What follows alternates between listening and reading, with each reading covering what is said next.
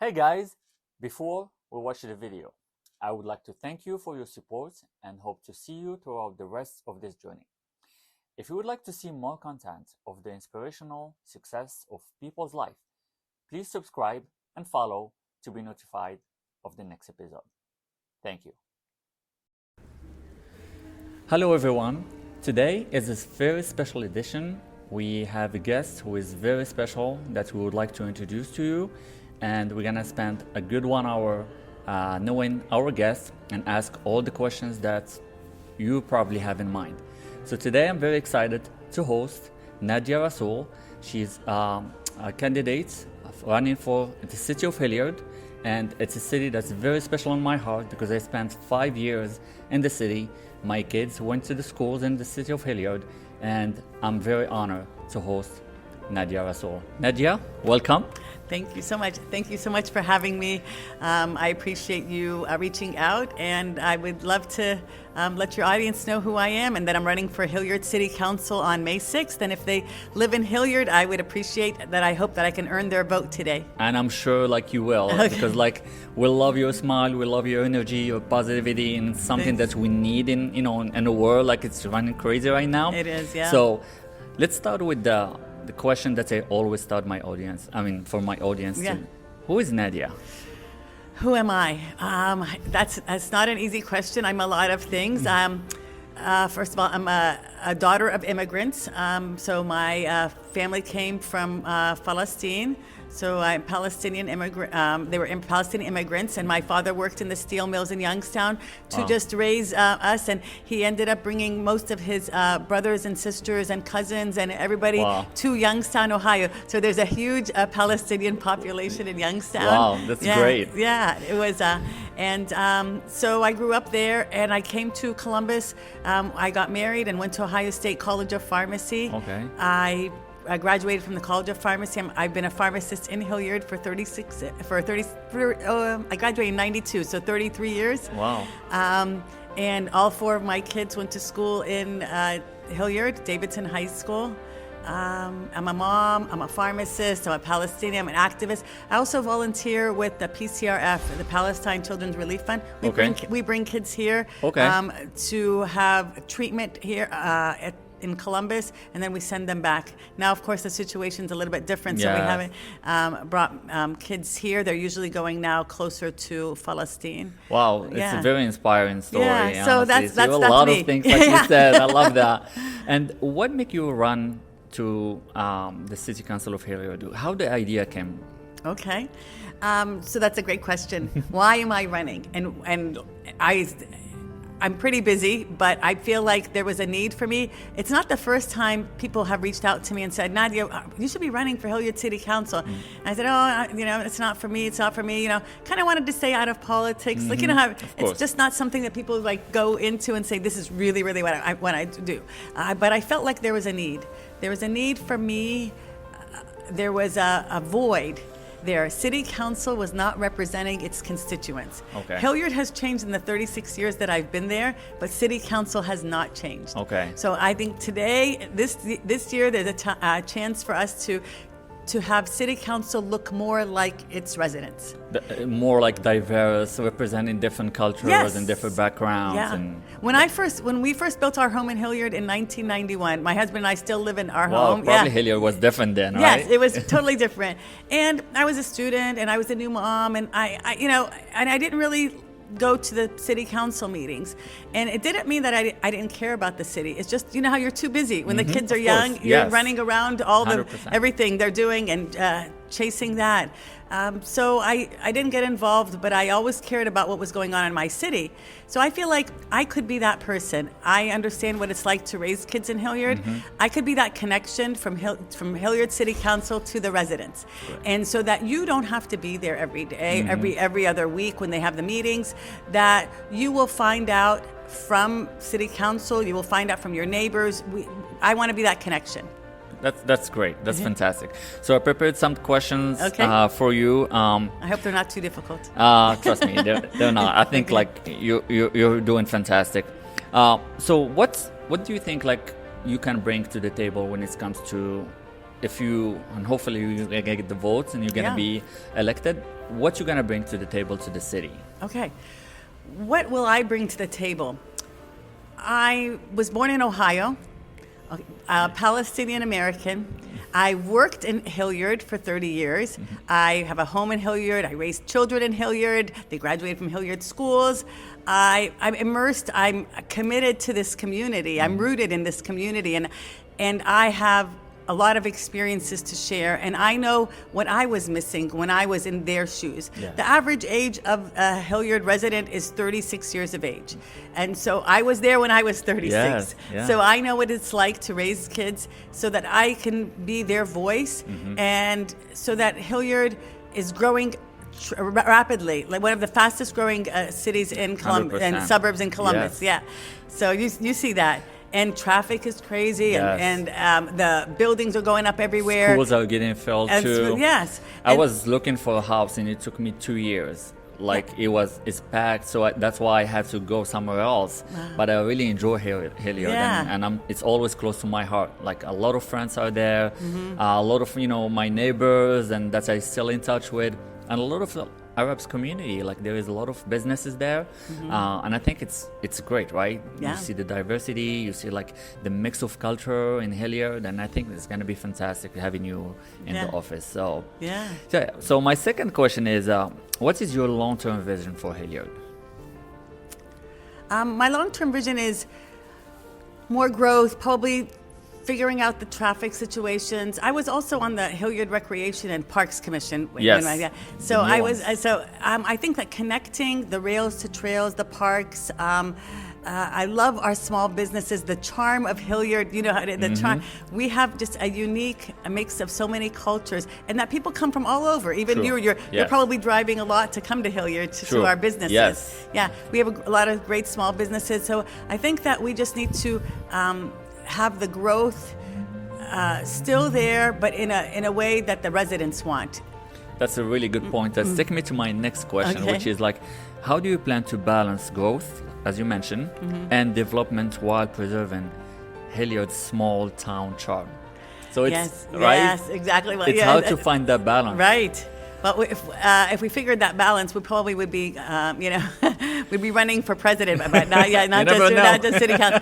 But you're right that we need to preserve the charm of Hilliard, because that's what why people stay in Hilliard. Yeah. But when I've been going canvassing from house to house, that is a huge concern of people. That it's just growing too much. Amazon warehouse. Yes. It's been building there. It's took a big part of the land, right? Yes, absolutely. I mean, I drive by there every day, and it's amazing how constructions and that's affect people who live there. Yeah. How they respond to that? Are they happy, or I know it's gonna create jobs and it's gonna help the economy. Yeah. Especially in Hilliard. Right. But how they are taking that?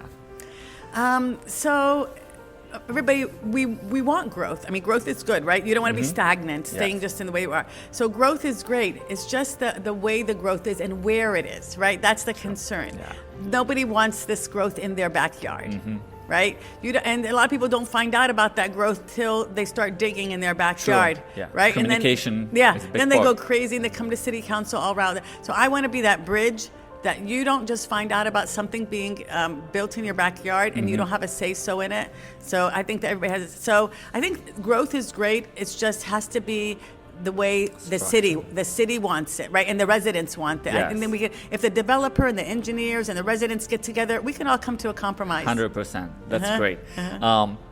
So my next question to you, and I really enjoy talking to Nadia, because we didn't know each other before, and that's how we connected to social media. You're very active in social media, which is fantastic, right? Is that bring you younger audience, or is that the way how you planning to stay connected with the city of Hilliard residents? Or it's one of the ways that you would plan? One of the ways. I think that, first of all, we can't deny social media, right? I mean, it's as part much of as our life right, now, it's part of our And I think that whatever people, it's like when you open your phone first thing in the morning. It used to be you checked your email first. Now it's not. Now it's you check your social media first, right? So that's why if whatever it is that people are looking at, and to get my name out there, to show them what I'm doing, how am I going to show the city what benefits I can bring is by my social media. But I'm glad you enjoy it. I am. Yes, it's a little plug for my Instagram. So Nadia for Hilliard. Here we go.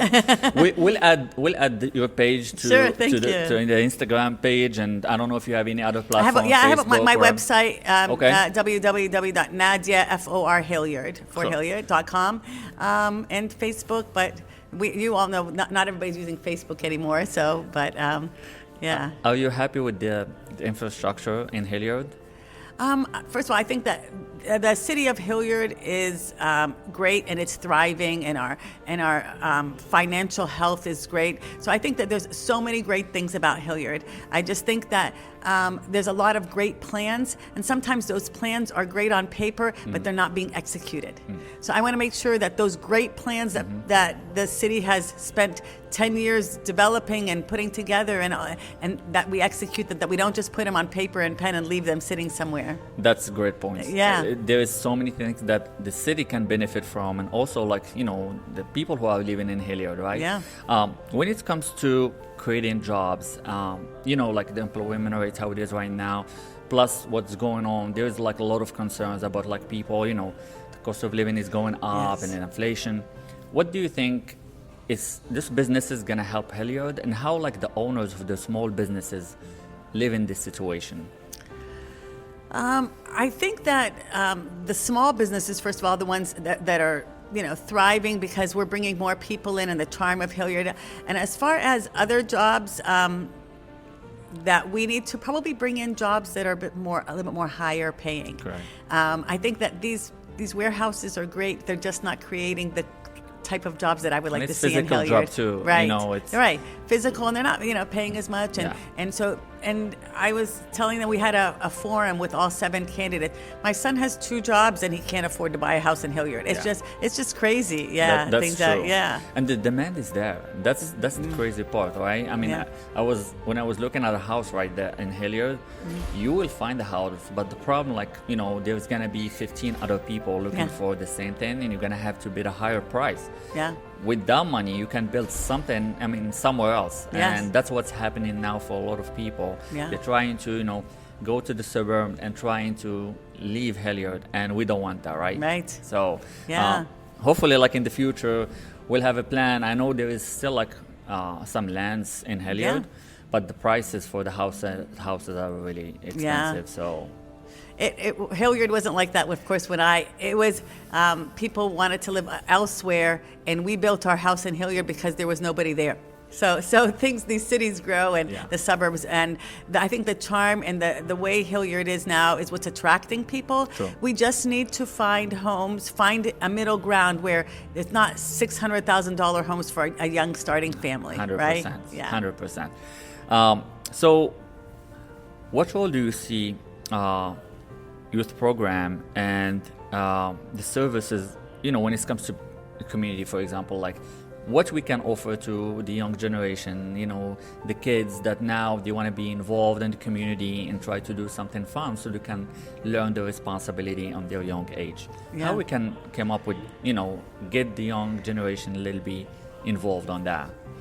That's funny that you say that, because I met with the police chief the other day. Okay. And we talked about that because his children were he's going to be a grandfather and I'm going to be a grandmother. We were talking about what we want to see for our grandkids in Hilliard. Yes.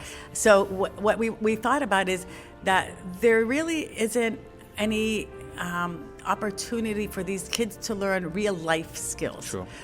We were talking about even phone etiquette and how to social media, how to maneuver it, life with a phone, without a phone, or living on your own, or things like that. There's home ec classes in high school, but that's not enough about the whole, and how to find a job and how to learn different skills that can set you up for your future.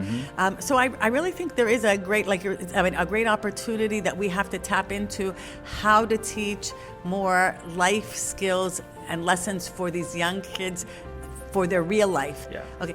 Education is fabulous. My kids did well in school. They graduated from Ohio State, and that's all great. Yeah. But once you leave that enclosed environment, that safe environment, then what? Right? There is like a little bit of shock, right? When they get their job or like they join like a big company, and those young kids now, they struggle, socializing with people, networking, because like they have their bubble, which is social media, they live in fake world or like, virtual world. Right. And they have a hard time, to learn like the people skills and how to have a conversation, how, to ask questions, how, I can ask for help when it's needed. Because like it's easy now with, ChatGPT and wherever the resources they have online, it's the access to information is super easy for them. Right. And it's concerning, right? I have 2 girls, right? And I try like to have them like socialize, go play outside, with their friends and ask questions and talk and be curious instead of like stay connected all the time. Yeah. What's your advice to, our young generation now, and how we can, take advantage of what we have and take the positive thing from it and try to, develop our skills and try, to learn different things and socialize with people. Right. Yeah, that's a great point. You do need to use the technology that we have for the betterment of yourself and the world, of course. But there's a lot of things. I'll give you an example. As a pharmacist, we would hire technicians in all the time. And they're over 18 and they're usually in college. But the one thing that they all had in common is they were kind of afraid of the phone. The phone in the pharmacy would ring. Nobody wanted to answer it. They weren't familiar with what a phone is and what to do with it. Yeah. We had to teach them how to answer a phone and what to do with that because they don't. It's mostly texting and that. So I think that connection to the real world, and to other people, because you can learn so much. Even working from home is different than going into the office. Yes. So I think that just meeting people and learning from each other and the differences in each other are what make us grow and learn and connected and connect. Yeah. I watched a documentary like 2 weeks ago, and in Europe, I don't remember the country, but like they have a huge issue, on the young generation, they're not socializing, they're using drugs and all that kind of stuff. And, the city, we're thinking about like how we're going to serve those kids, how we're going to keep them like busy, how we're going to make them connected with each other. Yeah. And they ended up by building like houses when kids can go. You have entertainment, you have games, you have books, you have, when everybody can meet there, connect, talk, grab a coffee, talk about it. So they're trying to keep them busy instead of like just being on the street or like online. And it worked. And actually like it worked. And now it's become like one of the lowest rates of people unhappy in the world. Wow. They know what the issue is, and they came up with the solution, and they tried and it worked. So I wish like, in the future we can have something like this. And I know here we have parks, people can find hobbies, can find, something that they're passionate about. Yeah. But unfortunately, just finding that balance between the real world and the virtual world, I think that's where they're struggling a little bit. Yeah. So I hope we're going to figure out in the future. I hope so, inshallah. That would be great, yeah. So what do you want people to know about Nadia? Why people should vote for you? I believe that I should earn people's vote because I'm a dedicated and hardworking individual. So there would be, and I'm trusted as a pharmacist. We're the second most trusted profession in the country. And so I think that as far as trust and hardworking, I think that I've proven those. And now I feel like in my social media, you've seen me riding my bike. Yeah. I told them I'm ready to ride my bike to every neighborhood in Hilliard. And I love that. I'm ready to hear what the people want me to know. And I want to be able to tell them what's going on in City Council when they're busy and they can't attend all our meetings. I will be out there in the neighborhoods. I will be out there speaking to people. I just want to hear what the residents have to say, because in the end, I'm just there to serve what our Hilliard residents want. That's fantastic, Nadia. So what are your top 3 priorities if elected? My connection to the parks, like you were saying, if our children are safe and our parks are, and our rails to trails are all connected and parents feel safe having their children play outside, that's a number one priority for me. Keeping our growth where the citizens want it, as far as the small businesses, the charm of Hilliard, watching the growth but keeping it at a controlled rate that we want, that benefits Hilliard. And the third thing that I'd like to see is I'd like to see some new, more high-tech businesses coming into Hilliard, more high-paying jobs, and those high-paying jobs will bring the employees, True. and those employees will be in Old Hilliard enjoying all the coffee shops and all the amenities that we have in Old Hilliard. That's great vision. I mean, we know like Ohio, now we have big investors in technology coming, to Ohio. So hopefully like Hilliard, we get like a small piece of that, right? So you said you graduated from Ohio State, which is one of the greatest, colleges and universities in the country. How, universities can be affordable and available to our, young generation? Well, that's a great question. All four of my kids went to Ohio State, and then two of my kids went to graduate school, and they're still paying loans off for graduate school because it's just I just think that it's not something that we can change at the local level, but the federal level, where our money, our tax dollars should stay here in the U.S. And not go to other countries. Yeah. We're paying for things that shouldn't happen in the world, and they shouldn't be using our tax dollars to do that. So that is at a federal level. It's not something that I will affect, but we have to start small, and that's why I said local politics is where I have to start. Okay, it's a good start. Yeah. So how the local, cities can support like the school districts? Oh, it's cool.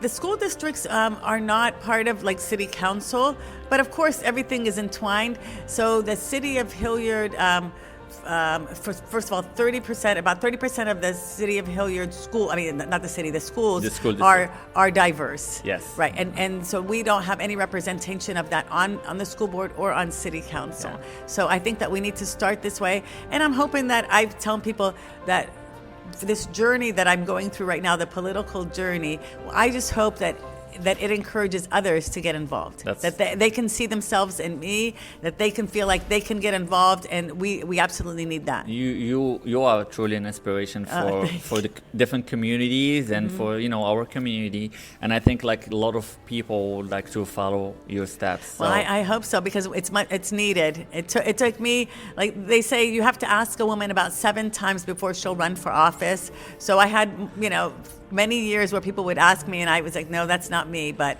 eventually, you're like, if I want to see the change, I have to be that change. Why do you feel like you wasn't ready at that time? What changed? What changed? I was working in the pharmacy, and I felt like, so I was helping the immigrants that were coming in. So I worked in Cemetery Road Kroger for 17 years, right? Mm-hmm. And then I moved to the Rome Hilliard Road Kroger when there was an influx of Iraqi refugees that came there. Okay. And so I was able to help that community. And I felt like, okay, I'm doing what I can. And then after I retired, I felt like, okay, I'm doing things now, but I need to make a bigger difference in Hilliard. That's great. Yeah. This is fantastic, honestly. Like, I'm really enjoying talking to you. So, what message you have for people watching us and our audience? The floor is yours. You can send them a message and tell them what do you think, why do you want them to vote, when they can go to vote, and where. Okay. First of all, it's important that our community shows up. I think that it's easy to complain about things going on locally or at the federal level or any part of government, but everybody says, but my vote won't count, I'm just one person. Especially in local politics, the difference between the winner and the loser is only about 200 votes. Mm-hmm. So every single vote counts. Your vote will matter. So election day is May 6th in Hilliard. If you can vote early, but voting early is on Morris Road. You can vote early Monday through Friday this week, 8 to 5. The weekend before election day, they are open on the weekends.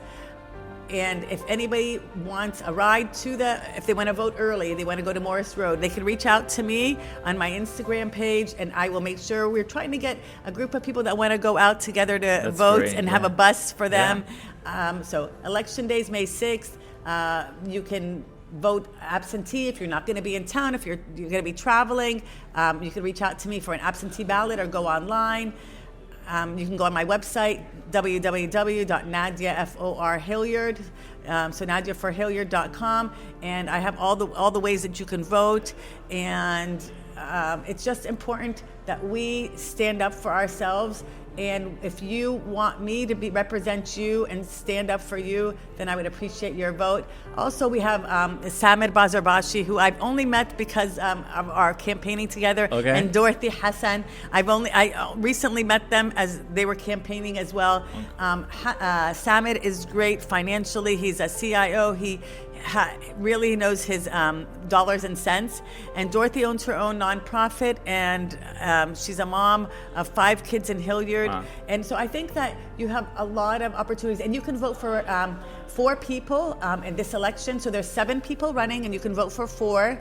And I hope that you would consider me and Samit and Dorothy as part of that. And I think that you will be very pleased with what we have to offer to Hilliard. That's fantastic, Nadia. Well, I know you've been very busy, and you are very busy. Thank you so much for giving us the time and sharing, this beautiful moment with us. And I appreciate you, and I hope people will go and vote for you, Nadia. Thank you. I wish you good luck. Thank you for having me. I appreciate you for reaching out, and I appreciate your audience for listening. And if they want to find out more, I'm willing to share more and let them in on, if they want to be part of my volunteer team, my campaign team, they're more than welcome to join. The more the merrier. I think we're all in this together. That's fantastic. Well, thank you for your time, Nadia. Yeah, thank you. Appreciate it, and thanks for coming to our show. Thank you so much. Thanks. Thank you for watching. If you find this episode helpful and inspiring, please share with your friends and family. Also, any comments or feedback is welcome and will help us improve our content. Your support by liking the video and subscribing to our channel is very, very much appreciated. Thank you.